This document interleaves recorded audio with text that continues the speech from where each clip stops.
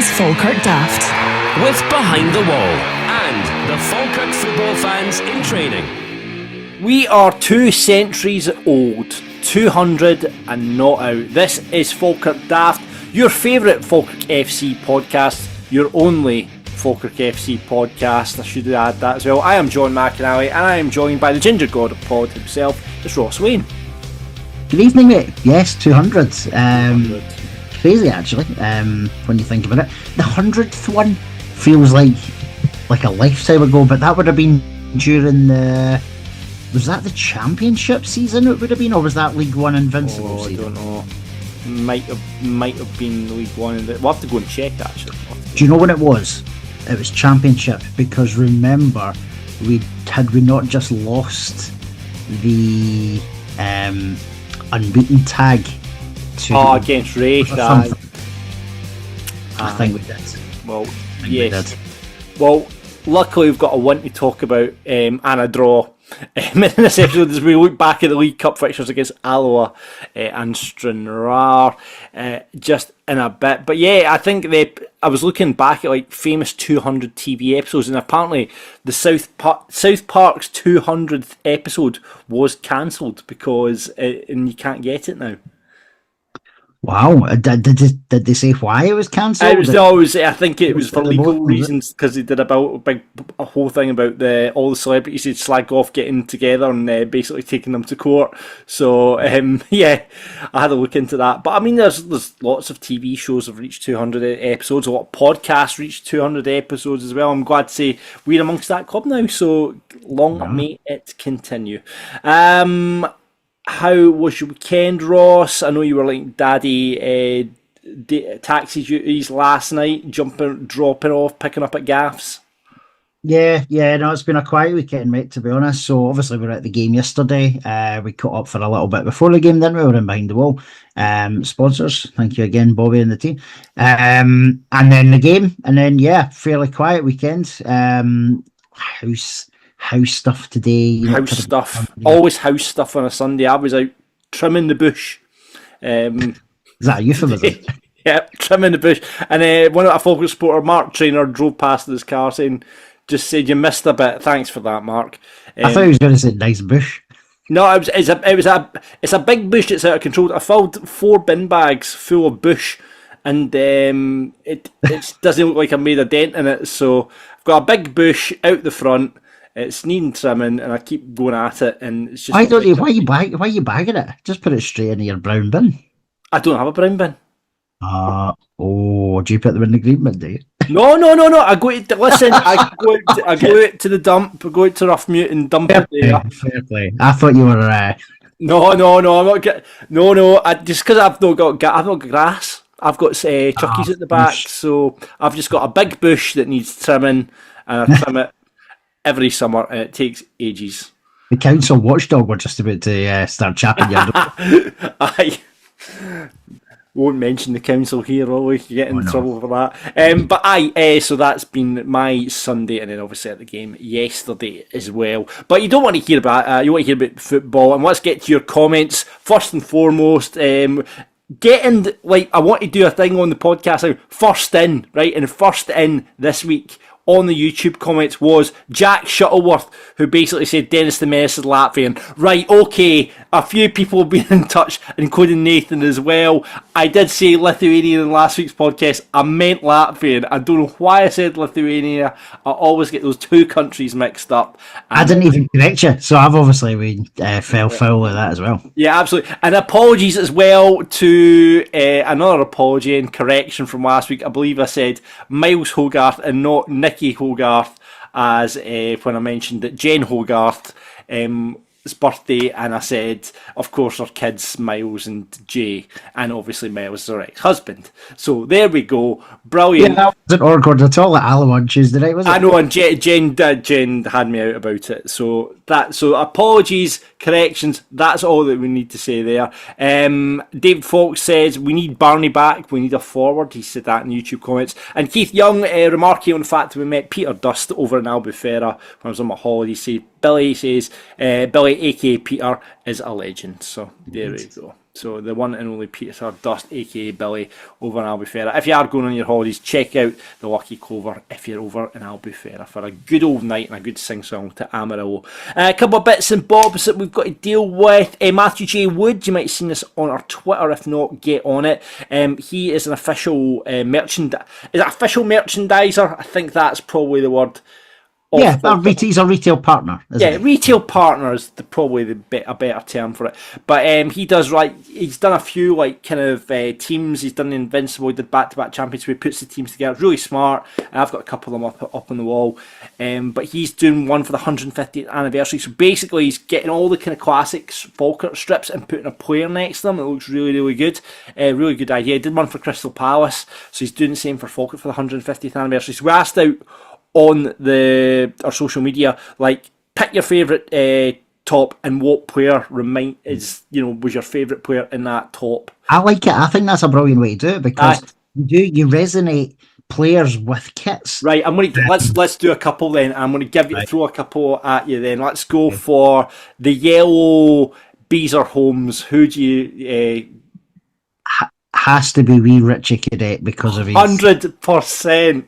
He goals at Ibrox that night, Yeah, there you go. Let's go the Invincible top with the red steeples down the sleeves. Oh, that's a tougher one. Yeah, it's tough, that one, isn't it? Oh, Jesus. That is tough. Do you know, you think back to that Hamilton night, but because we wore the different... Oh, no, I'm thinking of the wrong season. I'm thinking of the championship scene. So the Invincible one, probably Brad, actually. Yeah. Wheeling away to celebrate with after the penalty against Alloa. Yeah, right, probably okay. Brad. Yeah. Checked, the 2 blue checked one from back in the day. Has to be Chris Waddle. It does, doesn't it? You just go, you see that top and you see Chris Waddle. Right. I'll give you another one. This will be the last one. 2015-2016, the Puma with the gold. White away. I'll give you the blue at home. Oh, blue. Right, so I've got 2 different players. So if you'd asked me the white one, I would have said Peter Grant wheeling away, scoring after the cup final. Yeah. But the home one, probably Will Vaulks. Will Vaulks, yeah. Mate, every single one I'm totally on board with you on every single one of those. So there you go. That's the chat. Let me fire a couple of you. So right, go on. Original Navy and Red Shoulders Hummel for the 90s. Oh, Crunchy. Oh, Stainrod. No, Crunchy. Yeah, I've got Crunchy in the away top for some reason. You've got Crunchy in the white away top, really? I've got Crunchy in the white away top. I think I'll go Crunchy. But then you go Yogi. Yogi's that's for me synonymous with Yogi as well. That's a tough one as well. So many classic players. Plus they had that shirt for 3 or 4 seasons. Yeah. That's a tough one, eh? Give me another. Budvar, Brockville, last season at Brockville. Owen Coyle. Me too. Really? There you go. Yeah. Already. There you go. Well, anyway, that's your challenge, right? We're going to collate them all, give them to Matthew, and he'll put them all into a print, which you'll be able to buy. So yeah, your favourite Falkirk kit and what player resonates with that kit, get it on our socials. We'll pass them on to Matthew, and hopefully you can get together a great print. But we should do this for next week. We'll pick our favourite Falkirk, 10 favourite Falkirk kits and which player. Though we seem to be on the same wavelength. We do seem to. And I've got an added job for you. So kits is one thing, right? Someone said to me during the week, so we're talking about, that was the 199th episode, this is the 200. They said, what was your top 5 episodes that we've done? And I think you and I, let's have a think as to the favourite one. So obviously we've interviewed players, yesterday. Jesus. Managers. That's the challenge though. You need to go back. Don't watch them all, but have a think as to some of the iconic ones that we've done, whether it's players, managers, what Invincible one. Me being pissed. You being that's that episode where I was steaming doing it. Oh, that was a belter. We should rewatch that. Oh no! I don't want to ever see that again. Like Gogglebox style, just me and you commenting on watching here. I know. There you go. We'll skip over that one. Well, there you go. There's a challenge for you. Couple of bits from the club. There's been not much going on this week. We expected lots of signings. like at Alloa on Tuesday, Ross is hitting us. Oh, there's 5 coming in this week. We've got one in, Aidan Docherty, who obviously came off the bench yesterday from Blackburn on loan. Looked the part. We'll talk about the game just in a bit, but looked like the looks of Aidan Docherty yesterday. Where are the other 4, Ross? So I will tell the story, and I think you've been privy to this as well. So on Tuesday night, I spoke to 2 or 3 different people. I won't name any names, but they're very, very well connected. And the chat was that up to 5 players are very, very close to signing. Now, we've obviously got one in, as we just mentioned. The online chat and on social media seems to suggest that Joe Gardner will be the next one in, who's a striker, a Nottingham Forest striker, from a Forest family that I've got, very well thought of. Ben Stanway rumour is obviously not going anywhere soon. And by the way, the Alfie Agyeman rumour, which we started spreading as well, is not true. And then we basically said, we've heard there's 100,000 plus Alfie going the other way. And Alfie was actually at the Rex on Tuesday. And he was at the game yesterday as well. But then somebody spotted him in the car park leaving. Yes, apparently he left just after 2:00 yesterday with his wee sort of boot bag and got in his car and left. So interesting to see if there's any change with Alfie in terms of whether he's going to go out on loan. Is he part of any deal? We don't think he's now part of any deal, but I asked Alex Ray because he was in doing Super Scoreboard, and I obviously look after Super Scoreboard, and having a gabber with Alex, and he was saying, they're full up on Wire, so he's definitely not going to Thistle. It seems like. How are they full up in terms of players that can just create chaos? Well, exactly. I mean, I've got a price on that. Exactly, 100% you can. I mean, that's why we all love Alfie. But yeah, so we're still waiting on Joe Yarn, the boy from Middlesbrough winger as well, is another rumour. I've not got any other names, but obviously apart from Stanway and Gardner, there's rumours of players coming from Man City, Middlesbrough. I've not heard that one. Ooh. Not heard the names, as I say. I'm trying to think what the other one was. Obviously Stan, we've talked about Docherty. Finlay Barbrook is the Ipswich lad. So that's a name that doesn't go away either. See, he is apparently part of Ipswich pre-season squad, as is Joe Gardner, by the way. But these are the names that don't seem to be going away. Yeah. So we do wonder if these will be the 3 more potential loan deals in, and then obviously the Stanway one. The only other name, John, that does not go away either is Kyrell. He didn't travel with Swansea to the pre-season camp. No, he didn't travel. The strong rumour is that he's still got his rental property in Falkirk area as well. Is he on the way out of Swansea? Is it a loan deal? Is it a permanent deal? That's one to keep an eye on. Yeah, definitely. I mean, talking about former loanees, Ben Brogio playing for Villa at the weekend, Ethan Williams playing for Man United and scoring for them as well. So, obviously, it doesn't look like we'll be seeing those boys back anytime soon. But we'll wait and see. But yeah, there's hopefully, we've got another week to go before the season starts, and then obviously the transfer window doesn't shut until the end of September. It starts September. I think it's September the 4th or something like that. Off the top of my head, but we still, I think, and we'll talk about the Alloa game in a minute. We're still a few bodies short, I would say. So we'll talk about Alloa and Stranraer just in a bit. And actually, it's our 200th episode, and I'm not mentioned it yet. Jamie Swinney is going to be on the show, Falkirk CEO, answering your questions, and we've had some crackers in. I can't wait to get to Jamie. So rather than bothering him with your tweets directly, we're just going to bother him on the podcast with your questions, so stand by for that. I'll be on just in a bit. Before we move on though, let's say thanks to Behind the Wall. Me and Ross were in there yesterday. Obviously, hospitality brilliant as ever, service is great, and Behind the Wall, you have to say, it's really spot on. Ian and the rest of the team behind the bar all treat you well. Lindsay, shout out to Lindsay and Paul as well. It's such a good place to go and drink. And they've got Hoxton in there. I had a pint of Hoxton yesterday. It's quite pricey, but it was absolutely beautiful, I have to say.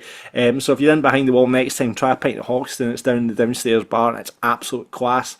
And in Behind the Wall, if you go to the game this Saturday, obviously they're running the bus as ever. The Carling coach will be going back and forth to the game. £5, I believe it's still there to get up and down to the game. And when you get back, why not stay in the pub? Because the Complete Stone Roses are on there after the game this Saturday night. So go to the St Mirren game, go back to Behind the Wall, have your dinner, get steaming, go and see the Complete Stone Roses upstairs. It's their class, by the way, one of the best tribute acts that you'll see.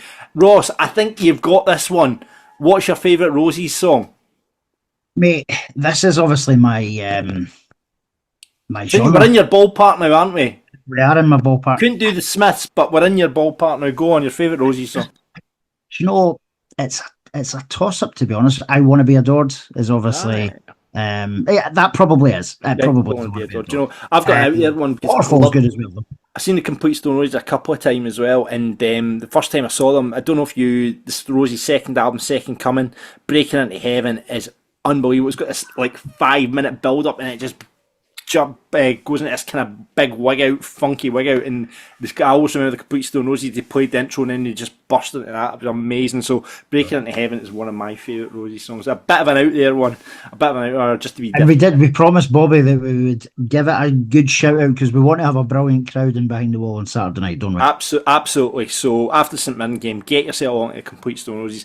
Loads of other stuff going on. Check out the website behindthewall.co.uk, and as I say, they've got the best selection of fine wines, lagers, craft and cask ales up there, and try the Hoxton. It's very, by the way, what a pint. I have to say, what an absolute pint. But so try that, but make sure you've got money in the bank before you try it, because it's on the pricey side, but it's well worth it. I'll give you that much. And of course, off menu.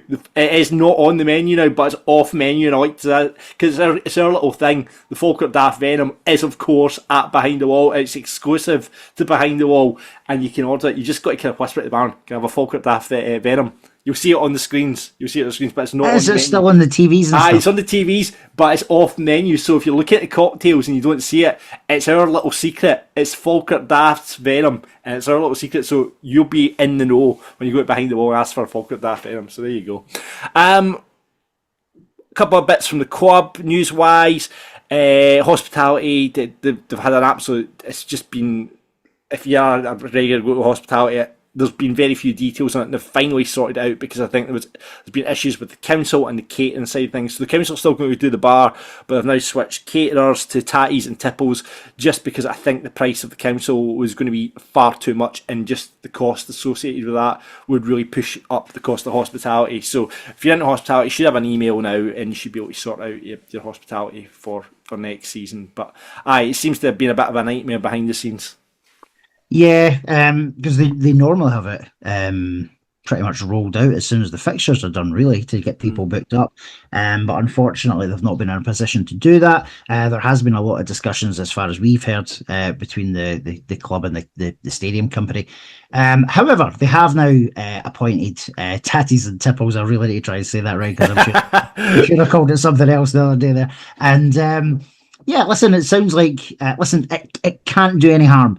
And I don't want to be like total negative against the stadium company with the food, but it hasn't been brilliant in terms of the food. So I think this is a real positive that they're going down this route. They certainly, this company's got really good feedback from people that have used them before.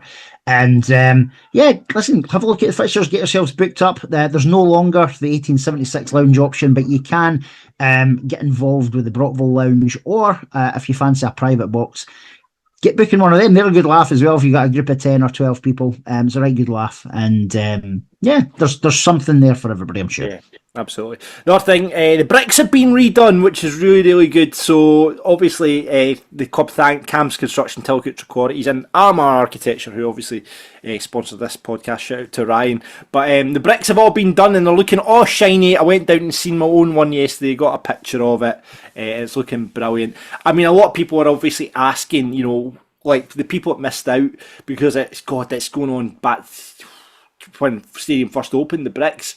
Yeah. So that's going back way over 20 odd years now. The bricks went in, and everyone asked, can we not get more pods going down? So it's like the kind of Brockville way up to the stadium. But I'm guessing this has got more to do with the council, because it's the council's land, and you'll have to get planning permission. I don't know what the situation is, but it would be great to have further pods to have new Bairns supporters on them.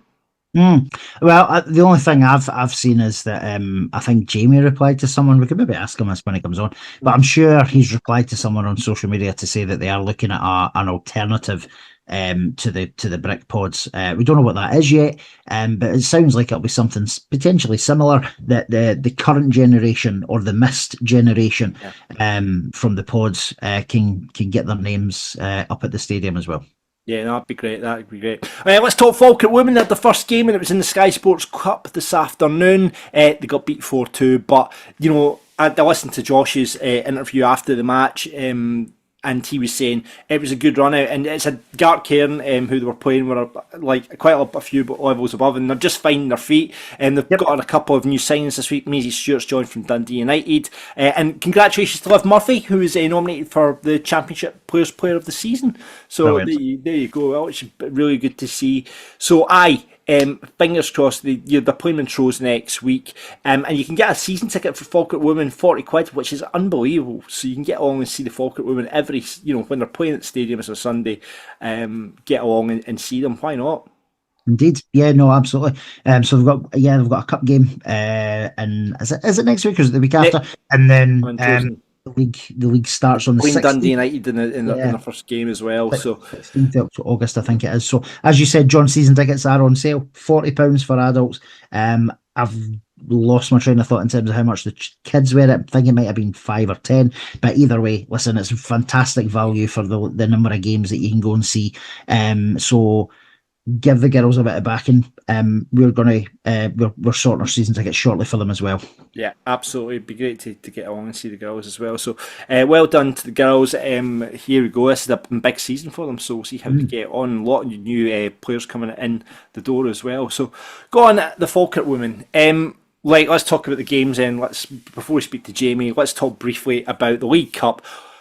It was kind of guaranteed. We were going to struggle to stay in the League Cup, but it was guaranteed as we head to the Rex on Tuesday night to watch Alloa 1, Falkirk 1, with Alloa getting a bonus point with a 4-2 win on penalties. What did you make of the game, Ross?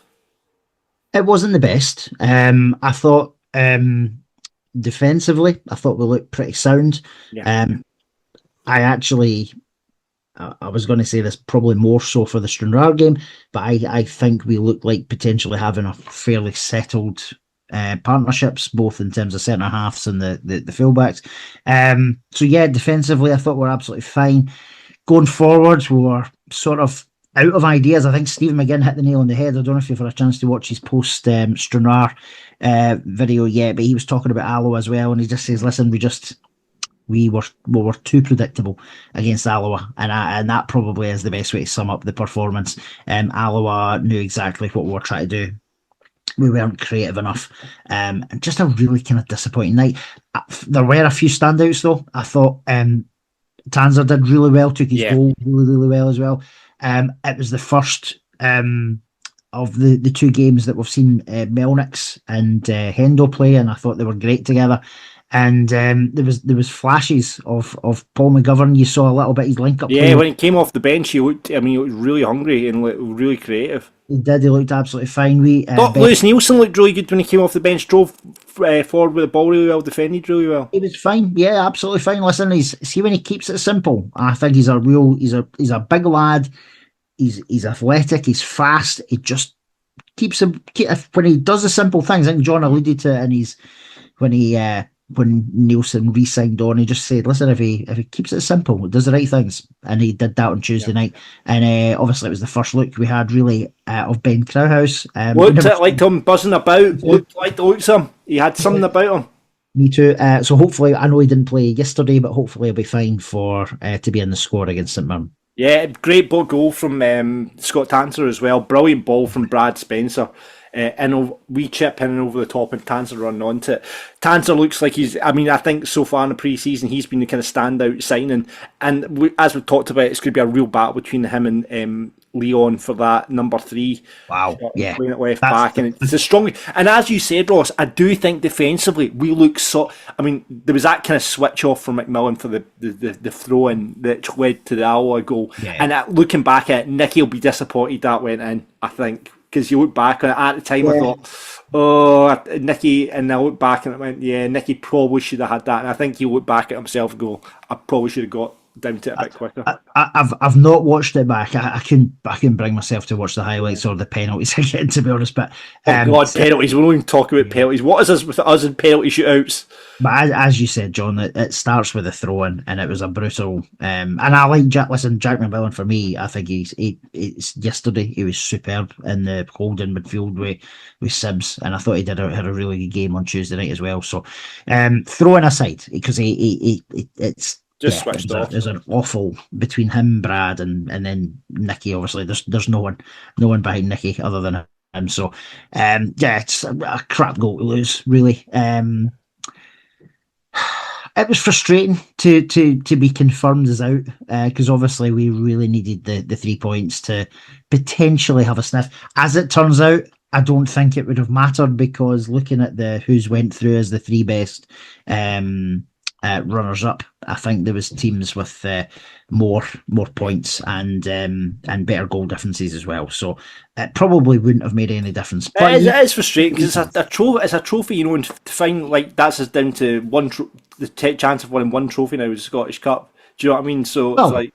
Premiership we're neck and neck with Celtic, Rangers, everybody else today. I know, we've got to wait and see, but so it's just a bit annoying in that sense. But you know, it's hard. It must be tough on the players. Like with so many bodies coming in and getting going for pre-season, that's no excuse though, because we are playing against part-time teams and we're a full-time team, so we really should be putting teams like Alloa to the sword, as we did Stranraer. It was the air game has cost us really, and I know, like, because I think we probably would we have played Alloa differently had we got the 3 points already against Ayr? Maybe, I don't know. But listen, we switched off for their goal, and obviously penalties are a bit of a lottery. But it did mean that we could play Stranraer with absolutely zero pressure. There should be a lot of pressure against Stranraer anyway, but I think we did the job yesterday as well, and I was excited to see how we were going to do. Yeah, 3-0 win. You know, team completely changed around again, just in terms of, you know, Brad Spencer, you know, on the bench, because I think with the St Mirren game and the fact that Brad's going to be suspended for the first 2, so we saw McMillan moving into midfield. We saw Ryan Strain at right back and assisting a goal for Ryan, and what a finish it was for his goal. Stood out really, really well. Melnick's, I think he's what a player we've got in our hand there. I really do think him and Hendo are going to be outstanding. And like you say, Ross, that back 4 and the front 2 in front of them, I've got no issues with that. I think we're really strong. We've got 2 great left backs. Right backs, we've got McMillan and Strain. As you say, McMillan can move into midfield. Centre halves, you have Hendo and Melnick's going to be your first starting 2. But then on the bench, you've got Cole, you've got Connor Allen, you've got Nielsen that can fit in. Connor Finn can come in midfield. And again, when they've come on, it's just it's the front 4 after that. It's the 10, it's the left wing, it's the right wing, and it's the number 9. Is Ross McKeever going to be that number 9? I don't know. I don't think he is. Is Ben Parkinson going to be that number 9? Again, the jury's maybe a wee bit out in Ben. You know, he needs to start. I don't know what Ben needs to do to make that jersey's own. Score goals, which he did against Stranraer. But it's the wings. We need proper wingers, and Laidlaw's never a winger. He's a left midfielder, maybe, but he's never a winger. You suggested maybe playing him in the 9 as well. I think, well, the only reason I'm saying that is because he doesn't look like a winger, but I think he's a big, tall lad. Maybe he could be a forward. Joe Gardner. Assist for him. He got an assist as well. Listen, he did great with that goal. The way it was McGovern's really nice ball out to him, and then he's put a good cross in, and Ben's done what he should be doing, which is tucking it away. So Joe Gardner, who's rumoured to be coming in, is obviously a striker as well. So is he being signed as the first choice striker? We'll need to wait and see. Obviously, it was the first look of Doherty. Looked good. Looked really good. Young laddie. Very exciting. I mean, so against levels at Stranraer points, you can't really kind of judge it No. on that game, but I thought he looked really, like the fact that he just met up the squad that day and was straight in the team. I thought he looked really exciting, and he looked like a winger, not as opposed to the square pegs and round holes that we've been trying to do over pre-season. I thought Ethan Ross had a good game as well. I thought he was quiet. I didn't think Ethan. I think he's better in the first half than the second half. Yeah. Because he was lively in the first half. I think the only thing he probably did of note in the second half was the free kick that came off the bar. But I thought he was very good in the first half. It's just that consistency from Ethan that's sometimes missing. But yeah, I thought he did well. But going back to Doherty, I think you're right, John. He's a winger, and he likes to take people on. He got past a few of the boys as well. Had a crack at a shot. So let's see how he does. I think he'll start against St Mirren personally. I think so. I don't think anyone else is. I'd be interested. I don't know what the situation is with Crowhouse as well. It would have been good to see him yesterday and seen how he did, but I don't know if he's picked up a knock or what have you. But we'll wait and see. We'll wait and see, and maybe bodies to come in before the St Mirren game as well. We'll have a St Mirren preview coming out on Thursday, of course, as we look ahead to our first league game at the stadium next Saturday as well. And it was a sad day as well. It's Stranraer game. It's probably the last time a Falkirk daft captain's armband's getting handed over as well. Yeah, we saw that at full time, didn't we? Because obviously there hasn't been too many handovers in pre-season so far. Just the one, I think. So it was really nice that Brad gave it to a young lad, and we got the picture shared with us earlier on. So shout out to Lewis McEwen. We got the picture from that, and Lewis was the last person to get a Falkirk daft armband. So well done, Lewis. It's a collector's item for you, and hopefully put a smile on your face. And like we've always said, it's been great to make the memories, and it's been great to initiated this idea and see it progress across the years. And the smile, the one thing and we always say it's the best thing this podcast's ever done. If there's one thing legacy this podcast have, it's that. And to see the smiles and making those memories, it's been unbelievable. So congratulations to everyone who got a Falkirk daft armband, and just sad to see it go now. But I'm sure whoever's going to take on the sponsorship of the armband will do a fantastic job as well, and we'll wait and see what that is coming next week. So there we go. Right, let's talk to Jamie, shall we? Let's put all your questions to him. We've asked you on Twitter and Facebook and everything else. What do you want to ask Jamie? And we're going to ask them all to him right now. So please welcome to Falkirk Daft, Jamie Swinney. Evening, guys, and pleasure to be on, special on it today. Is it 200? 200. We need to do some special because people get sick and fed up of our shite chat, Jamie. So, I think it was at 100th annibit. Was it 100th episode Jamie was on as well? I think. No, that one was Call on the 100th, so we did, and Elsa was on right. the It was in the studio, but we've got Jamie back on. It's the start of the season. It's kind of tradition now that we get to put your questions to Jamie rather than you guys annoying him on social media and him getting in trouble with his wife. Put that phone away, Jamie. We're watching. What do you watch on the telly, Jamie? You probably were watching Yellowstone. It tends to be, as you say, series these days. You tend to just pick a series and put it on. What are you watching at the moment, Jamie? You got any tips for the Falkirk daft listeners of what you're watching? That was actually quite good in that Yellowstone. I would say Good, that we finished that a wee while ago, but I would say that's definitely worth a watch. Dutton Ranch, so the spin-offs now. I'd avoid Marshalls. It wasn't very good. But Dutton Ranch, we just started that last night. It was quite decent. Ross, you were watching This Is England, really watching This Is England the other day. I was saying that yesterday, Jamie. We were in the bang ball before the game. We're talking. I don't know why we came on to TV viewing. But I was on War 4 rewatching. Remember, like the wee mini series of This Is England, and I was watching that. And then what was the other thing? The Human Centipede was also on. What the heck is that? You didn't sit and watch the Human Centipede. No, listen, I was fast forwarding bits because it just got too scary. And then I didn't realise it got as bad as it does at the end. And it was like, this is the worst thing I've ever watched. Yeah, we'll not explain. And I was at Alloa last Tuesday. Anyway, we've got Jamie's telly tips. We'll talk about Falkirk now. So before we get to your questions, Jamie, what have you made the pre-season so far? Well, we've not really even spoke to you about the end of last season and just what an achievement the top six was. So let's talk about that first and foremost. Invincible. back-to-back champions, and then top six. It's just what an achievement. It was a brilliant season. It was. I think we all went in with I suppose the excitement of being back in the Premiership, but also with that little bit of concern and fear of what if we struggle. And I think once we got past maybe the first quarter, roughly, maybe the first 7 or 8 games, a bit less than a quarter, I actually felt that we started to really show that we were a Premiership side. But I think you think back to some of those games now and some of the performances, the performance level for most of the season was at a really high level. I think we rightly got a lot of credit. John and the players got tons and tons of credit, and I think they deserved it. And we deserved to finish sixth. It wasn't like we just sneaked in the last day. We were sixth for a long time and pretty comfortable in sixth actually. And then we had a wee bit of I suppose we all got a wee bit excited thinking we might have been able to sneak fifth off of Hibs, but we just probably didn't quite have enough at the end of the season to do that.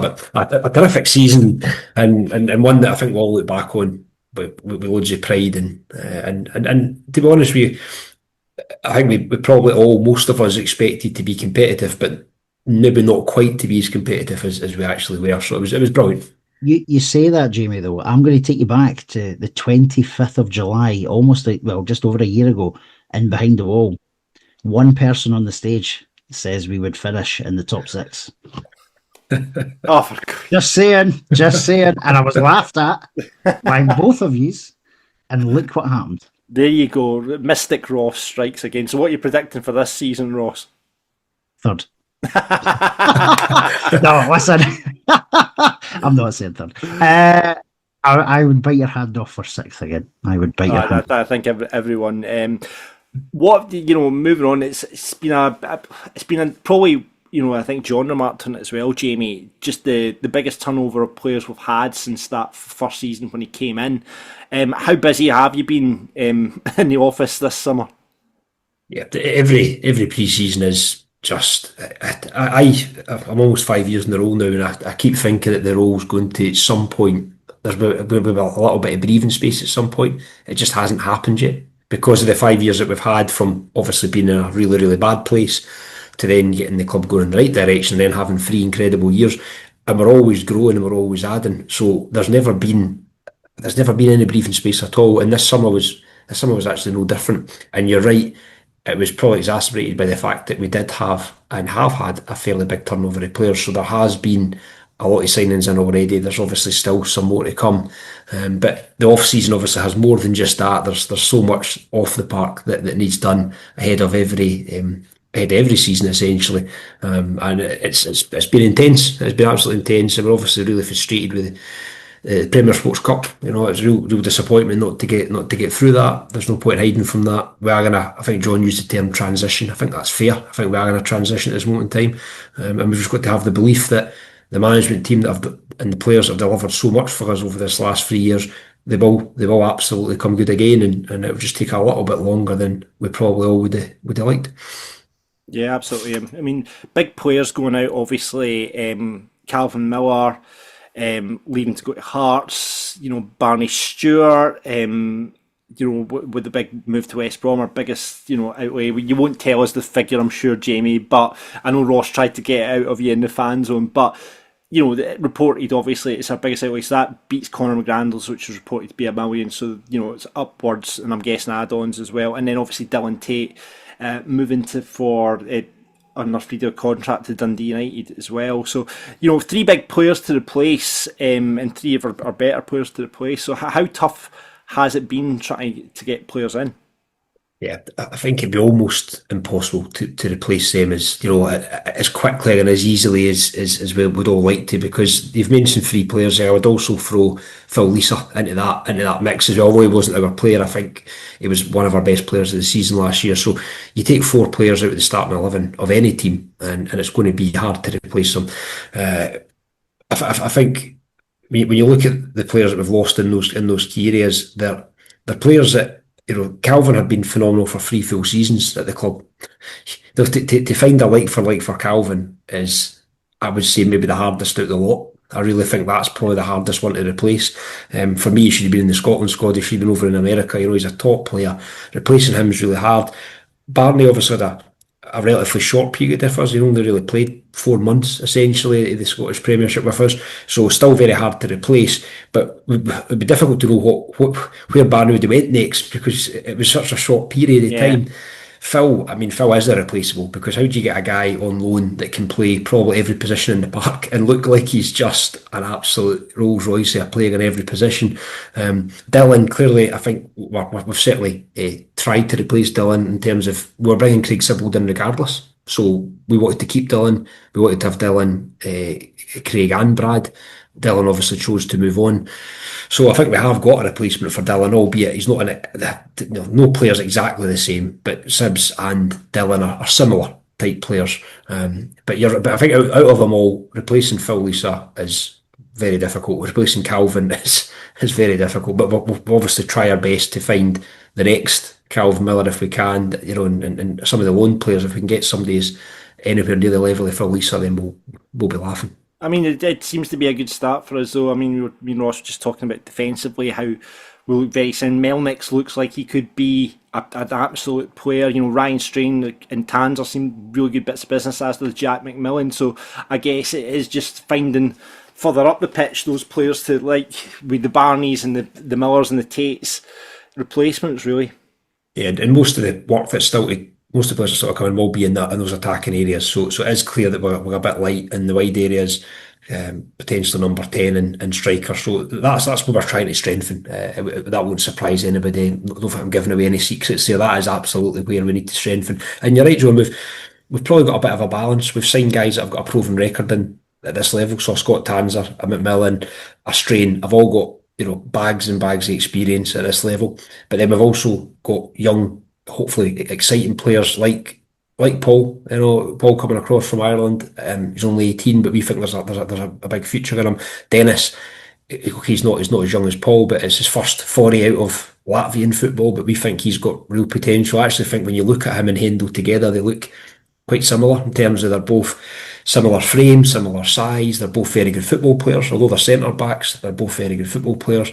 So if we can get somebody of the same kind of standard and stature as Hendo, I think we've got a brilliant centre back pair in there. And he is only 23. 12 international caps at his age is quite impressive. Actually, we're driving him over at the flat when he first came in. Drove him over to the accommodation to put him in temporary before he finds his own place. And I completely forgot he'd played at Wembley against Harry Kane. So I said, I started talking about going to Ibrox and Celtic Park and Tynecastle, and it'll be great for you. It'll be a great experience there. I said, what has been, and he went, we actually played at Wembley against Harry Kane. That shut you up, eh? As I was driving, I thought, well, that's a pretty good level. Or maybe just shut up here. We'll get to the rest of those questions, but just you mentioned the 10 there. I'm going to ask you this, Jamie, and you won't tell me, and I know it won't. Ben Stanley's a name that's not going away. Anything you can say? I don't think that will happen. But we are still keen to strengthen that kind of area. So, and we've got one very, very, very close. So maybe even by the time this goes out, we might have announced another one. So is that the one John alluded to on the? Because obviously Aidan Dockery got Jamie just before he came on, we're talking about the Stranraer game. We thought he had a fantastic start yesterday. But John did allude to the fact that at least one more could be in before St Mirren. Is that the person you're talking about, or is this potentially another one that could be coming in as well? I would say we'll definitely have another one for St Mirren. Could we have another one on top of that? Probably not. But there is a couple of deals that are very much live that could happen, but the one that John's mentioned is a permanent signing, as a transfer, and one that we've been again working on for a long time, that we're really, really keen on. So we should be able to announce him, as I say, around about the time this probably goes out, or maybe Tuesday. It'll certainly be the early part of this week that it'll go out. Right, look out for the pen emoji on the social media. Then you're getting very the boys in the media department getting very creative these days with these signing announcements. So well done to Adam and Andrew and the team there doing that. Right, let's get on to your questions then. And Ross, let's kick off with Elsa, will we? Yes. So Elsa, I'm sure you've heard Elsa's golden tones on the podcast before, Jamie. But on the pitch, this is clearly a transition year for the squad, and the gaffer has said it's the biggest challenge since he started. What are the big challenges? Does the club have to face into this season? So obviously, not just the playing side, but what other challenges have we got coming? Yeah, I think playing side is a challenge, so let's not hide from that. We just covered it. We've lost key players. We need to try and replace them. It takes a little bit of time, and we are bringing in some younger guys from overseas and other places. So I think that is ultimately going to be the biggest challenge. The next one is knowing that the pitch and the training ground need to be financed. We'll certainly come on to that and cover that in detail, I'm sure. But having that cost of 1.5, 1.6 million for next summer does mean that we have to put a lot of what we've got and a lot of what we've got in the future potentially into that project. So I think that fundamentally would be the two biggest. I think it would be difficult to think of bigger challenges than those two. And for most clubs, being in the Scottish Premiership, the bottom, if you want to call it the kind of more traditional bottom six clubs, every year that challenge is there about making sure you retain yourself in the Scottish Premiership. We did it last year in style, but clearly this year we want to make sure that we do it again, and ideally again challenge towards the kind of top six if we can. Beyond that, I think you're kind of just always learning. We are at the point where trying to get to the point where we can get the maximum in income, which we're doing really, really well at. However, also balancing it to get it break even is difficult. So this year we're going a bit of an operating loss. I'll come on to that. It's a managed operating loss that allows us to reinvest back into the team. But the pressures and the costs keep going up the way. They constantly keep going up, and trying to still control the costs while being ambitious, but also not putting the club at risk is just a never-ending challenge, to be honest with you. And then because we've got this £1.6 million outlay, that's on top of running the club sustainably. So we can come on to the financial parts later on, I'm sure, in some of the questions. Yeah, definitely will. Kerry is talking about pre-season, and he says initial observations suggest that our current performance and strength are not comparable to last season's. Is there a concern that by not acquiring a few truly high calibre players, our position among the top contenders could be significantly jeopardised? So Kenny seems to be slightly worried about the level of player that's coming into the club. I would probably say to Kane, I think it's a little bit too early to judge the guys. That would be my thoughts. I think you need to give players time. Clearly, John and Paul's recruitment and Alan Fraser, the recruitment has been excellent. We haven't got every single one right, but I think they've got a high percentage right. So we've got to trust that the players we've brought in will also go on to do well for the football club. Not everyone will. There might be a couple in there who don't succeed, but we mentioned a few earlier on. I think there's promising signs already with 4 or 5 already that are starting to do well. Are we where we want to be right now? No, I think that's clear, and John's covered that. We would like to be a little bit further ahead in terms of probably the intensity, how we're playing the games and our performances, but also we're still 3 or 4 bodies light as well. So ideally we'd have them in. I mean, this time last year, I think we ended up signing, was it 4 or 5 in the last week of the window. We don't want to do that again. We ideally want to have these guys in over the next couple of weeks so that you don't mind leaving 1 or 2 to the last minute, but we need to have the vast majority in. So we're not far away from that. But clearly we don't want to end up with still needing 5 with a week to go. I think that would put us in a difficult position. Jamie, can I go back to, so obviously with this question and the one prior from Elsa as well, talking about expectations and budgets and stuff. What have we budgeted for this year? So obviously you finished top 6 last year. I think you said last year we budgeted for 10th from memory. What's the plan for this year? What are we budgeting for? Yeah, we budget for 10th again. We do think that's prudent. As much as we do believe we can do better than 10th, I think the minute you start to gamble on higher league positions and therefore put more and more. I say we're already running an operating loss this year that we've committed to because we want to reinvest back in the squad. But the bigger that operating loss becomes, if you then don't hit the targets, we could end up putting ourselves in a position that we just won't allow the club to be in that position ever again. So 10th again, Ross, but with the hope, that we can do better. Yeah. Talked about the pitch there, Jamie, and obviously training facilities. Alan says, what will happen to the old pitch at the stadium? Will be used at the stadium in another location? Will training facilities be in place this season or next for the team? Yeah, so we're working to get the training facilities ready for next summer. So that the work will start probably March time.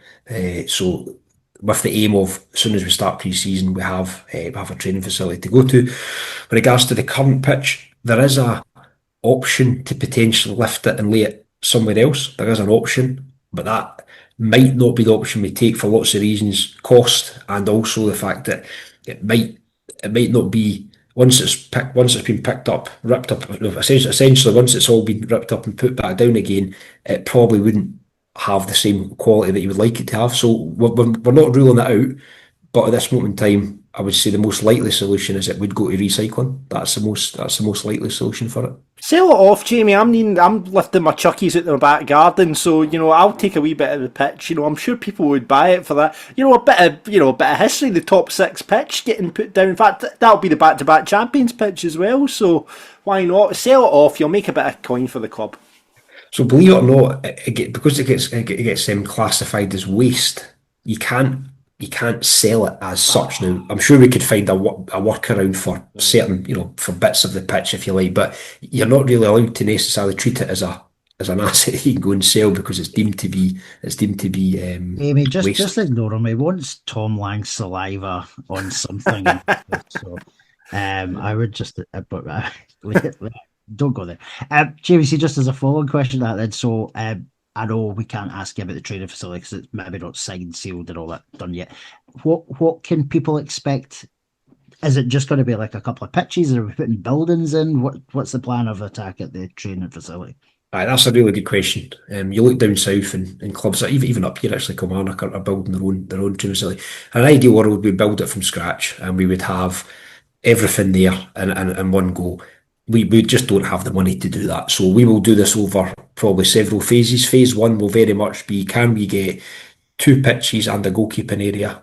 Can we get that up to our standard with proper drainage, good irrigation, and have the players training on it? So to begin with, things like the gym will stay at the stadium, for example. They might still use the stadium for other bits involved, analysis, lunch, etc. But we will have training pitches that will be of a good standard, and then through time the idea would be to eventually put buildings down and then maybe eventually have the gym down there, etc. But that will take time, and I think if we're going to be realistic to do all of that in a one, I would be in the millions.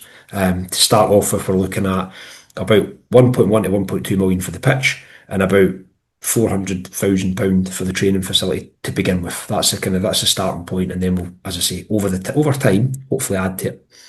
Yeah. And we've got that finances done now, though, isn't it? Like, there's the pitch funds, like, I assume, ticked off. So, I suppose there's different ways to look at this. So, where we are is that 1.6 million, if we work off that as the number.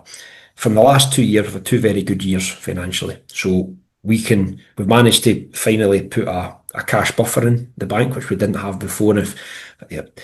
When we had my first couple of years, I know we've been over this, but it's worth just kind of almost reminding ourselves. We had 2 years where we'd have ran out of money in February and we wouldn't have been able to pay wages in February. The first year we were bailed out by the patrons and the FSS. The next year we were bailed out by getting to the Scottish Cup semi-final against Inverness. We can't ever run the bank balance down to zero. We just can't do that. We've got people's livelihoods at stake, players, staff, etc. So we've got a buffer there, but what we're also been able to do with that for the last 2 years is probably put about roughly half of that 1.6 million straight away to the pitch fund. So essentially it's half funded from our reserves for the last couple of years. We've got the ability to take around about £400,000 to £450,000 from the SPFL. Now what that does mean is it is just our future monies. So if we bring it in, it does mean that we are actually spending our future money. So I'm not saying it's not a bad thing. It's essentially an interest-free loan, which you don't really get interest-free loans, so it is actually useful. So we can use that, and we may well use that. We've then obviously got the player sale money. What we're trying to do with the player sale money is, one, reinvest it in the football team now and reinvest it going forward in the football team. That's what we ideally want to do. But the reality is we've got to pay the pitch and we've got to pay the training ground. So if we can't generate enough money through the pitch fund, if we can't generate enough money from this season's on-field activities, then we'd have to then be using the player transfer money to fund the pitch and to fund the training ground, or to fund the final bit of the pitch and the training ground. Now, the other thing that's worth mentioning as well is that pretty much every deal these days from a football transfer business, they're paid in instalments. So both for Calvin and Barney, it is instalments that we receive the monies. So we don't actually have the money in the bank right now.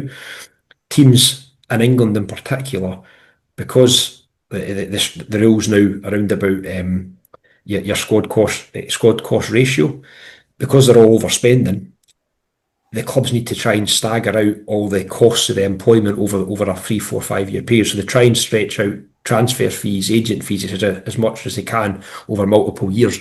It's the only way they can be compliant, essentially. And that's the case in pretty much every transfer that you'll see in the kind of modern game. So we don't actually have the monies now. We know we're getting them, and they will come in over the next couple of years, the next 2 to 3 years. However, we don't have it now.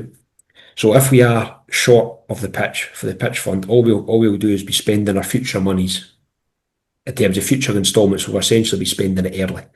So we don't really want to do that. Ideally, we can try and fund it without doing that, but that's just the reality of where we are. Yeah. I think that answers actually a question from Russell. He says, if we brought in 2 million in transfer fees and needed 1.5 million for the pitch and training ground, why do we still have the begging bowl out for the pitch fund? That kind of answers Russell's question, I think, there. Graham's got a question for us. He says, will some of the cash, and I think you've answered this as well, be made available to the manager to buy in a proper striker and at least one winger, as in players with a proven record and not just kids from the B teams down south? I'm guessing, if we are bringing in someone permanent in the deal that is hopefully will be announced this week, that kind of falls under that category, Jamie?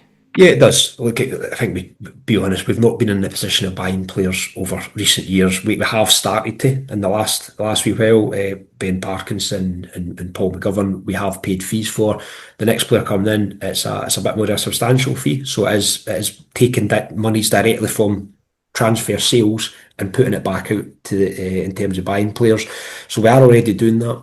Before we had sold Calvin and Barney, we had actually already committed to an overspend, and that overspend was going to be funded from, as I say, some of the reserves from last year. So essentially, some of the surplus from last year, we're committing to give John a better playing squad budget. Because I think we all probably know we're probably the bottom playing squad budget last year, so we had to get that up.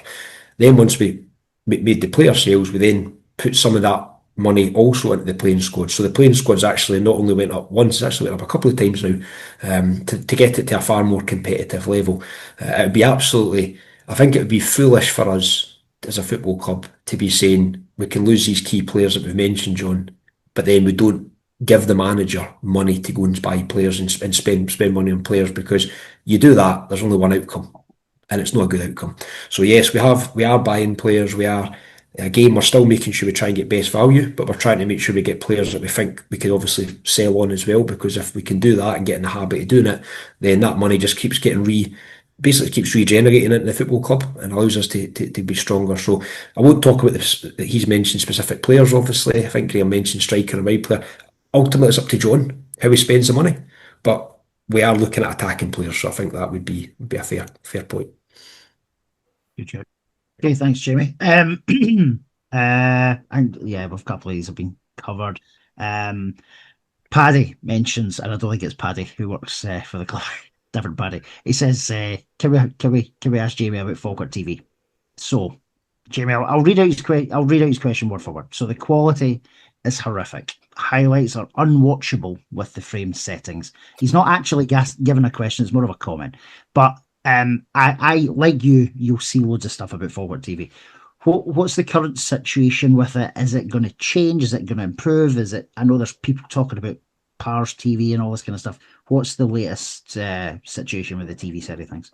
So I think it's safe to say that this pre-season in Premier Sports Cup, the quality's not been good enough. We can't hide from that, and I think it's fair feedback. From September last year, we started paying QTV for their world feed.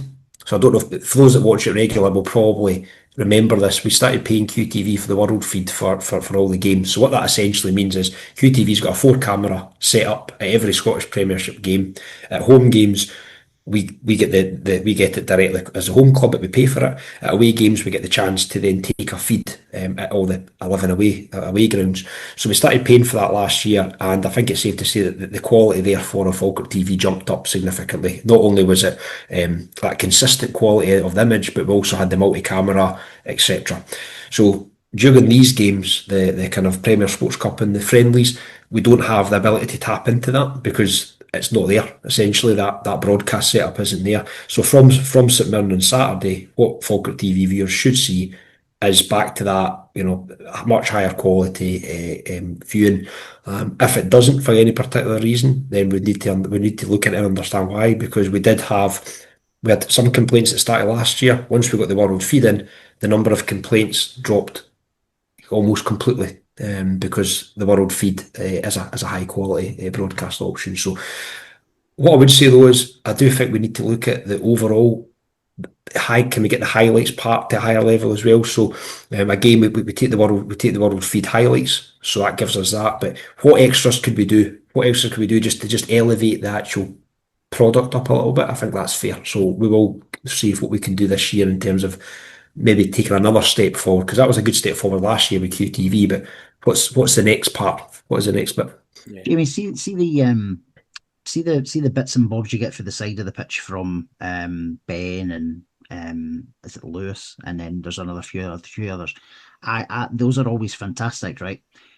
Could those not be added into the highlights to make it so? We'll use a live example. So Stranraer yesterday is they've popped highlights out, and it isn't just one camera; it's all these little different things. Could we not add those in because we've got them? Could we not add those into the highlights as well? Yeah, so I watched the Stranraer ones as well. I thought they were very good. So credit goes to Stranraer for their package. So with the world feed, we do have it. We do have the multi-angle for the replays. But you're right. Could you also add in? So if you're getting 3 or 4 angles of goals, but could you also add in a behind the goals on as you say, a kind of on a mobile camera where we have got a team of people going around the pitch. We could, as the answer. I mean, I'm not a tech expert, but I would say that feels like it could be achievable. So I'm happy to speak to the guys who Adam and Andrew and Paddy to say, is that something we could integrate in and find out how easy it is? But you're right, other teams do it, so it must be achievable. Yeah. I'll from a media perspective and behind it's upload. I'll tell you exactly the answer. It's the upload times, it's the download times, and if you want Falkirk highlights out quick as you can after on that night, that's where I'll answer that question from a media standpoint. I know exactly the issues that you'll have with it. Yeah, listen, no, I get that completely. Here's a question though: do we need to rush them out though? Like, why not delay them to the next? Because I want to see the goals straight away. I know, I get that, John. But what I was going to say is they're already there. So, like, see before Falkirk TV or Rangers TV or Celtic TV or whoever, right? Before they put any highlights out, the SPFL have already done it. Yeah. So why rush something you don't need to rush out? There you go. You're making more work for Adam and Andrew. That's all I'll say. There you go. Oh, it might help them because they'll get. They're going to half of their content will be from the people round the side of the pitch, surely. No? I'll answer that on their behalf, I'm sure. But there you go. Here's a big question for you, Jay. It comes from Kevin. It says, and here you go, get ready for this one. How do you balance the ambition of competing at the highest level with the need to protect the long-term financial health of the club? That's the $1 million question right there. That is, and if you look at football, it's so unsustainable around the world that what we are trying to do is something that is infinitely harder, which is not overspending while still being ambitious, while playing at the top level in the country and trying to hopefully go in and get to Europe, win a cup, all the things we want to do, but to do it sustainably. You just have to look down south, but even within the Scottish Premiership, actually, there's clubs running losses every single year, huge losses. Down south, it's crazy, the numbers. So how do you do that? I think we've done it well so far in terms of we've looked after the club, protected the club, invested as often as we can. So every single time we get money we didn't budget on, we put some of it back into the playing squad every single time. So you think back to if you get into the Scottish Cup semi-final that saved us that year. What do we do next year? We increased the playing budget with that money. The 2 Celtic away games in the last 2 years in the Premier Sports Cup, both times we've used the money to strengthen with regards to extensions, with regards to extending players' contracts and bringing new players in. Again, we've done it from the surplus from last year. We've put money back into the playing squad. So I think that's probably it, as quick an answer as you could give, is that invest as often as you can.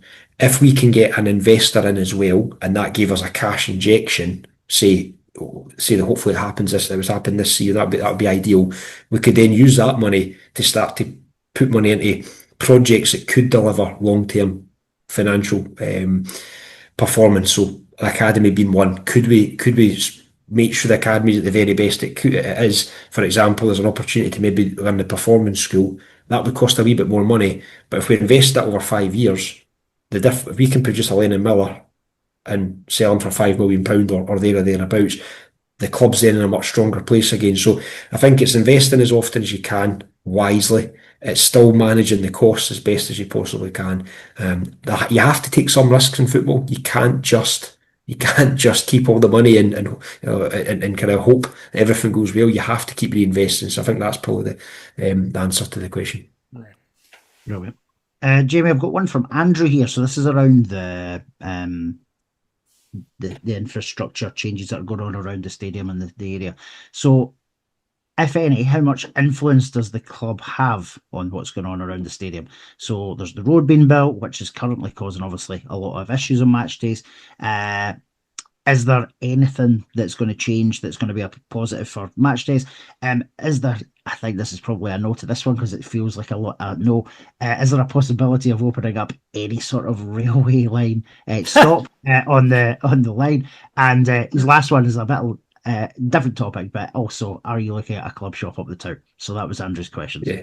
So the railway one I think would be amazing, but I don't know how viable or achievable that would be. That sounds expensive. Yeah, absolutely. But I mean, that would be tremendous, to be honest with you, if there was a rail link that could take you straight from even Falkirk High or Grahamston straight down to the club. That would be ideal. I think that's maybe difficult. With regards to what influence do we have? So I think it's safe to say Falkirk Council do listen to us. We are a stakeholder. We are listened to. But if you take the roads around about the stadium as a working example, until someone, I mean, I've talked about it as well, Jamie. The roads just are a disaster. Until someone gets knocked down, because you know what it's like in match days, people just ignore it and getting rather being redirected around the helix or around the bogie or whatever. It was the same with the concerts with the helix as well. It's a so we have pushed this quite hard from our end. So we've had a number of meetings with the council where we've asked them for their plans just to understand what, we've basically handed our concerns over. We're taking the feedback from the supporters. The FSS have been involved as well. We've taken the feedback and we've handed it to the council to say we are concerned. We are concerned about the roads, especially in the winter months when it's dark as well. So you're leaving the ground, it's pitch black. There's thousands of people. There's cars everywhere.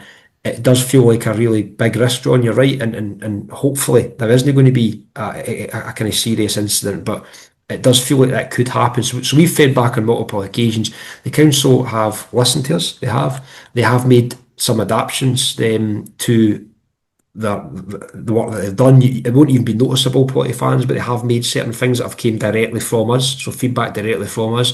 Will they change the overall plan though? The overall plan is there, and it's obviously costing huge sum of money, etc. But for example, one of the things that we fed back is there's going to be a controlled crossing at the main roundabout, right? So there's going to be a controlled crossing at the main roundabout, but there's not going to be one down towards the fire station. And I've specifically, to the point where I've probably been like a broken record, says I think we need a controlled crossing. For people heading up the Braes, essentially, I think you need a controlled crossing there, because yes, the majority head over towards the college and up the town, the majority, but there's still hundreds, if not thousands, going up the Braes. At the moment, they've said there's not going to be a controlled crossing there because they don't think at this moment in time it's required. Our feedback is we think it is required, and the FSS have also pushed that. So we have got a bit of influence, but it's a challenge. Club shop up the town, I'm not sure how much that would help. I mean, our club shop's open 6 days a week, every week, and it is very well used. Our club shop's busy all the time, even in kind of quieter months for retail. The town centre itself, I think it's safe to say there's not that many retail shops in the town centre. The retail part's busy, so it might be worth at Christmas time maybe having something at the retail part, because there's certainly plenty of traffic there.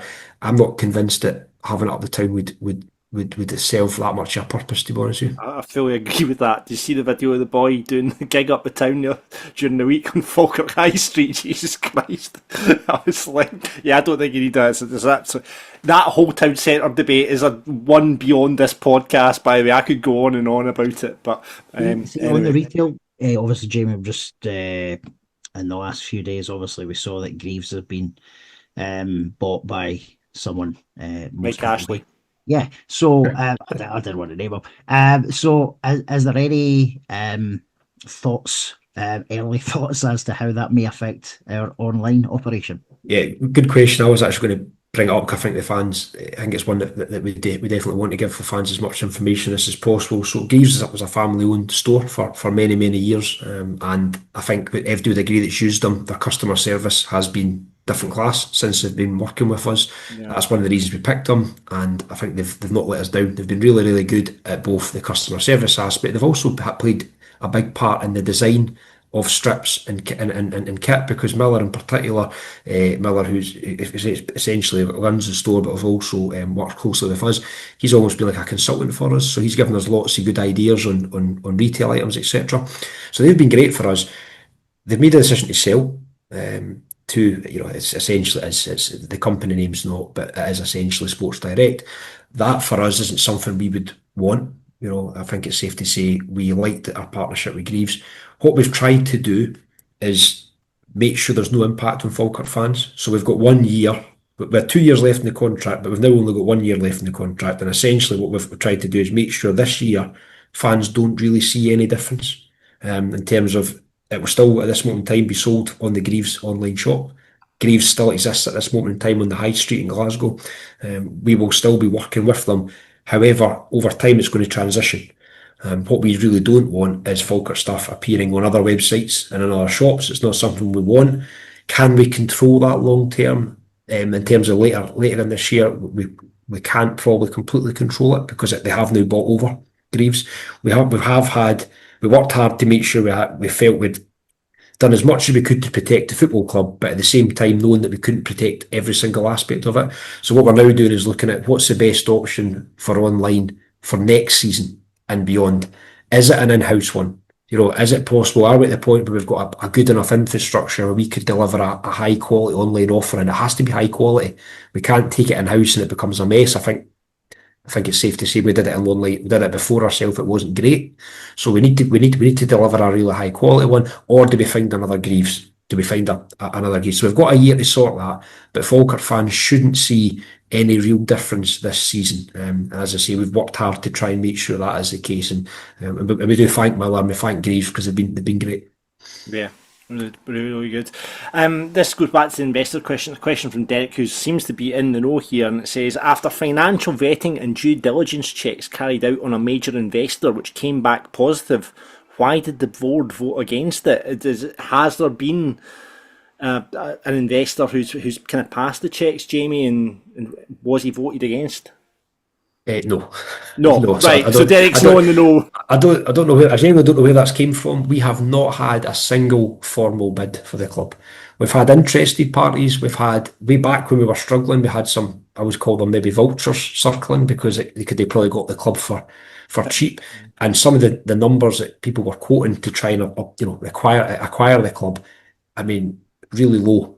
And I think Falkirk fans and shareholders would say, don't even consider selling the club for that. The club's worth way, way more than a kind of low 7-figure sum. And that's the type of numbers maybe people were talking about a couple of years ago.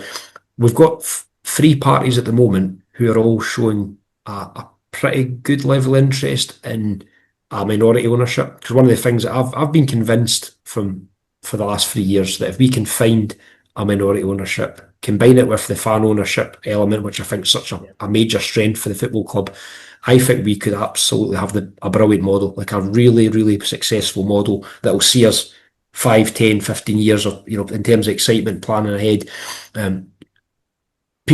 Some people maybe think, is there people out there who will pay money for a minority ownership? Well, the answer is definitely yes, because we've got parties who are interested right now who have not just had an initial conversation. They're a little, they're maybe a stage beyond that now, where you're looking at having more in-depth conversations with them, and they know it's minority ownership, and they're still interested. If we can crack that nut, I think we really have got a brilliant model for the football club. So we've not had, the really short answer is, we've not had anybody that's been even close to getting vetted. Certainly nobody that's been close with regards to putting a formal bid, and that's never happened. If somebody turned up tomorrow and wanted to buy the club outright for, wanted to put £10 million into this football club, while we absolutely believe in fan ownership, we would have to take that to the shareholders.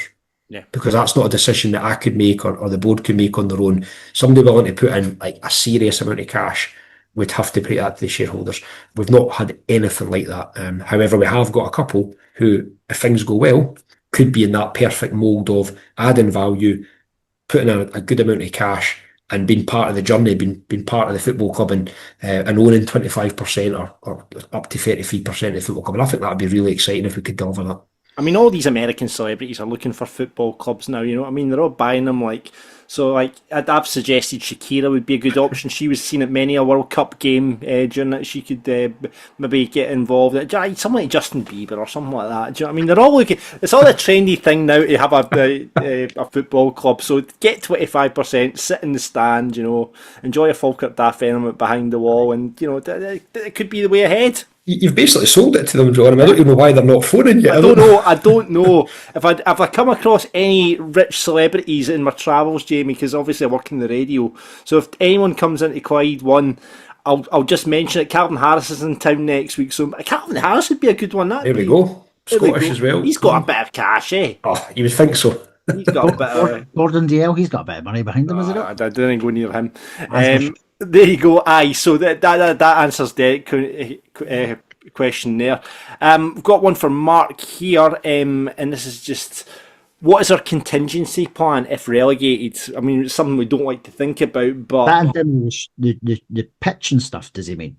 I'm guessing it'll be the pitch, but because I guess that planning, like you've said, Jamie, in terms of training, all that plan's got to start really now. So is there a contingency plan? If we were to go down, would we stick with the pitch? What would be the plan there? No, we will be replacing the pitch. That's just, I think we've just got to. I mean, ultimately, it's now a criteria.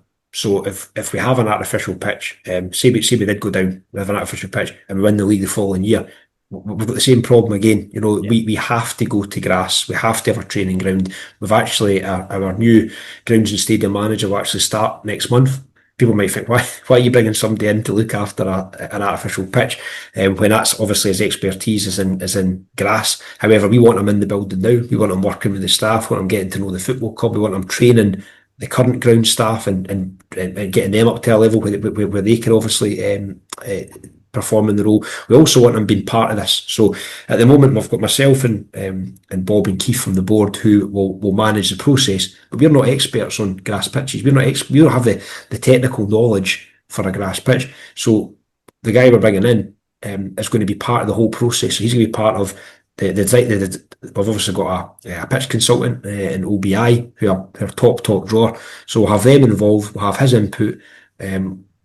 And we'll use the next number of months to have everything ready to go. But we're well ahead of the game. So even when we were speaking to the pitch consultants, they couldn't believe that we were speaking to them a year in advance. They were all pleasantly surprised that we were already ahead in our plans. So whatever happens, I think as the club that we want to be, we need to go to grass. We need to go to a hybrid pitch. That's the best pitches out there. We need to have the best pitch we possibly can, the best training ground we possibly can, so the players want to come.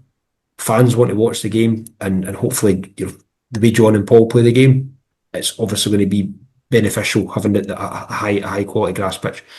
Jamie, see on the grass pitches, to go back to something you said earlier about the training facility is going to have 2 grass pitches and a goalkeeper area. They're obviously not going to be of the same level as to what you're going to have at the stadium. However, will the same team look after the pitches at both places? Good point. So the 2 pitches will be exact same dimensions as the main pitch, but you're right, they will not be hybrid pitches. We could never afford to do that. However, they will be as good as we can get them up to. Will it be the same team of people? We think it's actually more sensible to use our full-time staff to look after the main pitch, because that's ultimately the one that needs to perform at the very highest level. Plus, we're investing 1.1 to 1.2 million pound in it. We'll likely use a contractor to begin with for the training pitch, just simply because we don't have enough staff, I think. And also, what we don't want to do is stretch the staff so thinly that what we end up doing is taking our eye off the ball on the stadium pitch, because that would be, to invest that amount of money and then they'll not look after it correctly, would be genuinely, crazy. So we'll probably start off with that. As we grow through time as a club, we keep growing, going back to that investor again. If we're able to do it ourselves in terms of the training ground and the grass pitch, I think that's the best long-term solution. But to begin with, I don't think we want to overstretch ourselves. I think we're getting there, Jamie. I've got a very important question to finish us off, and this is not a question that I know anything about.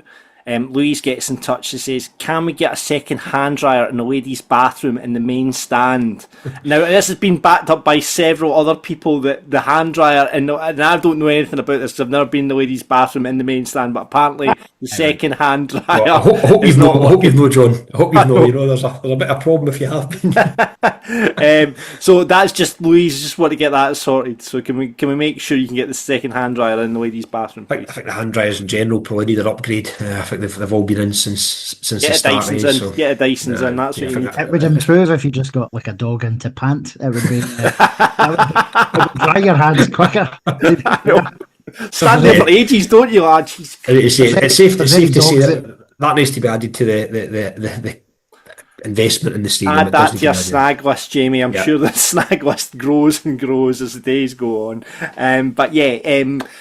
Listen, thanks so much, Jamie. I think that's, that clears a lot of thing up, and interested to see what's going to happen. Very excited about this signing coming in. You've got me. We'll keep touch on hospitality, Joe. I'm just thinking hospitality might be worth mentioning, just we haven't mentioned hospitality at all, and I know John and I have never been in hospitality. What's hospitality? I mean, obviously we're not doing the 1876 lounge, and that's been scrapped this season. In fact, somebody, one of the Scott actually asked why is that being scrapped. Jamie, you can perhaps explain more about that. Yeah, I think this is worth having a couple of minutes on. Not everybody uses hospitality, but I think most Falkirk fans have had I've been before, or I've maybe go once a season, or Ross goes 15 times a season, but most have obviously been a few times.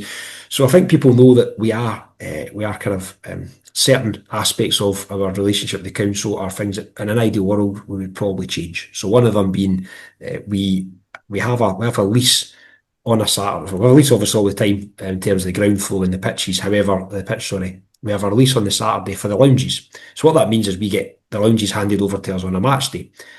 However, what's excluded from the lounges, from the lease, is the kitchens. So when the council were doing the lease all those years ago, I think they knew what they were doing, it's safe to say. So we can't access the kitchens, but we can access the lounges. We can't have any control over the bars. That has to be the council as well. So this year the council proposed a huge increase in the catering cost, completely unsustainable increase. If we were to have accepted it and handed that cost back, put that cost back onto supporters, we would have been looking at prices similar to probably what, say, Hearts might charge for hospitality. I think that would have been just completely unfeasible to do that. So what we've managed to do is work a plan where we've got Tatties and Tipples, who are event catering kind of specialists. They'll cook off site and then bring it in, which it represents challenges in itself. We think the quality of the food will be higher. We're fairly confident we'll get a higher quality of food, but it does create a challenge because we have got a situation now where the council run the bar and we've got an outside caterer run the food. So again, this is not an ideal scenario, but it's the best that we can do. While although the prices have went up in hospitality because the price has jumped up for us, but what we've managed to do is bring it back down from what it would have been if the council were doing the catering. Unfortunately, the Westfield isn't included in the lease either. So the 1876 lounge, as you guys know, and thank you very much for everything you've done for us last year, guys, on that one. As you know, that is where we were using the 1876 lounge was the Westfield. That's not included in the lease. So we would have to pay a pretty chunky rent fee to hire the 1876, to hire the Westfield, right? Once you put the rent cost in, the food cost in, and the bar cost in, it just would never wash. It would never wash its face. It would be so. Unfortunately, we've had to stop doing that option. It did actually go pretty well last year. I think you guys enjoyed doing it as well.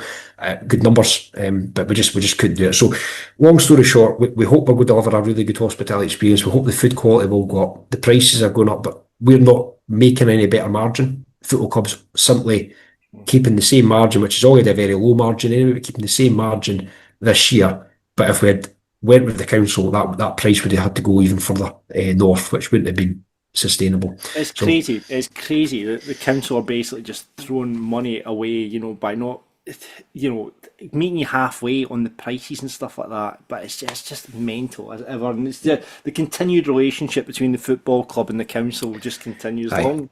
And you can't say it, Jamie, but it'd be amazing. Let's get, when Shakira comes in, we buy the stadium off the council and we're off to the races, because it's just no, and I think that you're right. That would be the ideal scenario, as it would be ours, because I look at the margin that we make in hospitality versus other clubs, and our margin's minuscule. So don't get me wrong. I still think it's a valuable service. I still think people enjoy going. I think you have to deliver it for sponsors as well as the normal, the normal fan base, not just sponsors. However, if we're only making a fraction of what St Mirren make or what Motherwell make or what Dundee make, it is an area that we simply can't outperform them in, because essentially we've got one hand tied behind the back. But it just means we have to be better than everyone else. That's just got to be the case. Jamie, can I ask you a couple of questions? So you mentioned there about the. Obviously, it's hospitality, so Ross has got 100 questions. Listen, this is more just in terms of what Jamie's just said the other day. So in terms of the, you mentioned about the Lisa the kitchen and stuff. That sounds mental. So the new company, and I need to say it right, it's T8s and Tipples. Well done, Ross. Well I said something very different earlier. That's a bar you frequent, Ross. Yeah. So T8s, Tipples. I need to keep saying it right. That's not a bad name for a bar of that burger. Actually. So I bet you Jamie picked this company as well. I bet you, so they're going to bring the food, they're going to bring it, so they'll have no access to the kitchens to help with this situation, right? So the council, though, are insisting they still run the bar. So you might not be able to answer this because of contracts and stuff. Do we make anything off the bar? No, we don't, right? Okay. Have you looked at doing a BYOB? So it's the council's licence. So the actual alcohol licence in the stadium is Falkirk Council's. So It would have to be through them. I don't imagine they would allow us to do that, because they will make money off the bar, and if they turn up with their bottles of tonic, might know. I don't want to say people should do that, right? However. Turn up the hospitality, a bottle of electric melon, Jesus Christ. But no, it's really, really interesting. I mean, it's, again, just another Falkirk Council. You don't get to say it, Jerry, we get to say it, for fuck's sake, Falkirk Council. Drink in the fan zone, everyone, because all the money goes to the club. Drink in the fan zone. And I'm very disappointed. We've always went for T8s and Tipples, but see if you got the San-Am involved, Jamie. That would surely be it's close, because I know the boys are in Stirling, so they're bringing over the food presumably from Stirling, or I don't know if they're based in Falkirk. San-Am's just up the road, mate. Imagine that at match day would be. Obviously, you had a Stennis Muir when you really had the Gulnar, the deal with the Gulnar. We did the Gulnar one every year, and it absolutely sold out every year. It was tremendous. Yeah, there you go. San-Am, get the San-Am on the go, but there you go. Jamie, we'll let you go because we've spent enough of your time now. Really interesting chat as ever. Answered all the questions. Thank you. Hopefully this stop. Don't tweet Jamie, especially at the weekend. He's got a wife. He's got a young daughter. He's running about at dance classes and gymnastics and all that, and as well as running the football club. So please just bide your time, and hopefully all your questions got answered there tonight, and you won't be bored on social media for the next week at least, Jamie. And congrats on the 200 episodes, guys. That's a phenomenal achievement. I think I speak for lots of Falkirk fans. I say it's a good listen every week. I enjoy it. I think there's always good banter, and I do think it's a key part of people's week. Hopefully there's plenty good ones this year in terms of wins to talk about like there was last year, because it's a wee bit harder when you're talking about defeats, that's for sure. But really well done, guys. 200 episodes is a brilliant achievement. Thanks, Jamie. Really, really appreciate it. And thanks for your time. We'll see you soon. Thanks, guys. Well, interesting chat with Mr. Swinney there. Ross, what did you make of it? Yep. Ben Stanway's not coming. That's what I've taken out of all that. Ben Stanway's not coming. Yeah, that's but something exciting's happening. Indeed, yes. So I don't know when you're hoping to get this out, John, but it sounds like by the time it might be out, we might have a signing already in. So if that's not brand new news to everyone, but Ben Stanway, there you go. So it's not happening. There's been rumours the last few days about changing agents or leaving his agent, and then Thistle fans are now coming out and saying, well, they think that Thistle are trying to price out a move, which means he has to re-sign if he wants to kick a ball. Yeah. So is this a plan for Ben Stanway to continue to be a Thistle player this season? Yeah. But listen, it never ends well when a player's someone he doesn't want to be. So I don't know how that's going to pan out, but it certainly doesn't sound like he's going to be a Falkirk player. No, it doesn't sound that way. You know, obviously we talked about the hospitality bit stuff there, but I think going back to, you know, the fact that there's, you know, 3 potential investors, minority investors, is looking, that's a bright thing. And if people are interested, you know, we get to the point we're doing due diligence and bringing in, I mean, I'm joking, Shakira, but it is that kind of, you know, it is that kind of hobby for a big celebrity who just wants to be involved with a football club. That's, I guess, what we're kind of looking for. Because if they are, you know, they don't have the, you know, the fans still have the veto and any decisions made for the club, so they can't just pass it on. But that's really interesting, and obviously the stadium stuff as well, and the training ground stuff. Yep. I hope that we answered all your questions there. I do think we got through most of them. Well, listen, we were sent, between all the social media stuff, we're probably sent like 50 or 60 questions, and it's difficult. You can't ask absolutely everything of them. Yeah. But I think the kind of hot topics were probably answered. Yeah. And if we've not answered it, just tweet Jamie. Don't do that. Stop tweeting Jamie. But interesting chat. Really interesting chat. And let's say thank you very much to our other sponsors. Falkirk Football Fans and Trainer are back with us again this season. Get yourself down there Wednesday 8 p.m. and it goes on to 9:30 at the community pitch. Join in the games there. There's 3 sections. There's youngsters, which is the late 20s, early 30s. I'm no longer a youngster. I'm in the academy section, which is for the over 40s and 50s, as is Ross. And then you've got Legends, which is probably the game we should be playing in. Legends are slightly more fun-based game there as well. So get yourself down there. Whatever your ability, it's just a laugh. It's just about a kickabout and making friends, improving your mental health, and just enjoying football. Again, maybe you've used to play as when you're a kid. I mean, I'm still playing. I'm 45 now and still playing a game of sevens with 20-year-olds. Jesus Christ, I don't know how I get through it. But if you enjoy it and just want to have a kickabout, get yourself down to the stadium with the Falkirk Football Fans and Train, the T8s, and we're going to have to get details. The game's coming soon, the charity game. We've got to arrange with the boys, so we're getting details will follow. We'll be recruiting a Falkirk Daft team for that. I've been told I'm only allowed 2 ringers this year, so we'll go back to maybe Liam Craig again, because he thought he'd been dropped after last year, but we'll have to ask Liam if he can play.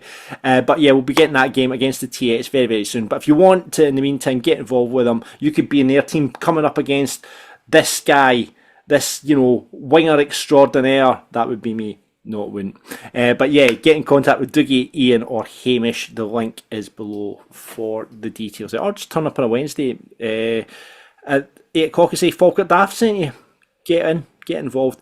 But that is it, probably much for the podcast. Anything else to add, Ross? There's been a lot of chat. We've not mentioned pineapples. There's been a lot of chat about pineapples and people realising that pineapples were a sign of swinging. Indeed, yes, there was a lot of chat on our social media. Shout out to Coxie who realised that, and I was like, aye, did you, aye? He did. Did you, Neil Coxie? But no, you're right, there was a lot of pineapple chat this week, but listen, it's a big week ahead. Maybe a t-shirt opportunity for Pints and Prints, maybe a pineapple with a Falkirk Daft logo on it. So you get your your favourite podcast and your favourite hobby in one, swinging Falkirk Daft. There's an image. But no, listen, it's a big week. As you said, we've got the St Mirren preview coming up, and first game of the new season, which is almost upon us. Absolutely. We're back on Thursday with the St Mirren preview. Ross Turnbull, who did the one last year, he's going to come back on and talk about St Mirren. He's not entirely optimistic about their season either. I did see, obviously, they got beat off Dunfermline today, and that the boy Stuart Murdoch, who used to be the Dunfermline goalie, was refereeing the game and disallowed the St Mirren game and gave Dunfermline a penalty in the last minute. Shocking, absolutely shocking. Unbelievable. Yeah, there you go. Anyway, but that is it for Folk at Daft. Hopefully you enjoyed our 200th episode. Who knew that we would get here? You can still enjoy it on Apple, Spotify, wherever you get your podcast. Remember, leave your comments and we'll give them a shout out on next week's show. I don't know if I've made any mistakes this week. I don't think you have, and I've been very careful not to say titties and nipples. For fuck's sake, you've done it now. But titties and tipples would be a really good strip bar, mate. That's all I'm saying. It would be really good. Maybe that's something for the fourth stand. What? A strip bar on the stand? Like top floor, terrace. Alright, okay. I mean, listen, I think you can maybe write a business proposal for that. Good luck with getting that past the wife. But yeah, thank you very much for... Council. The council will take a cut of it. Council charges rent for the polls. Thank you very much for watching or listening. You can follow us on Twitter, Facebook and Instagram. Like and subscribe on the channel, please. News of a Patreon is coming very, very soon. We're going to launch our own Patreon service. We're going to try and fleece you for money by offering you, I'm being honest, by offering you a bonus podcast, first entrance into Falkirk Daft, and I'm going to start doing match vlogs as well. I'm going to be jumping down with the young team. I'm going to be like Spider, I'm going to be like Corey. I'm going to start doing a match vlog and we'll put that on the Patreon so you can watch me make an absolute tit of myself. So that, what a thing. And so Patreon details will be coming on next week's show. We'd love for you to get involved in that. And if you want to buy merch.falkirkdaft.co.uk, you can get yourself kitted for the new season, along with all the new tops, which I'm definitely buying the away top. I've definitely decided the away tops for me. You bought the home top, didn't you? No, I got the home one. And you bought the away one for your wife, didn't you? Yeah. So white's not my colour, but it is a belter. Oh, that's one thing we probably should have told you, Jamie, about actually. Damn it! Never mind. Too many questions. Enjoy the Discord channel. There was weird things going on in the Discord channel yesterday. I didn't understand it. I had to get my 16-year-old boy to explain what was going on. There was lots of stuff going on. Jump on it though, it's always interesting what's going on. There's lots of things going on that I don't understand, but that's for the young team, but it's a good laugh anyway. Discord channel, the link is below. It's like a big forum for Folk at Daft listeners.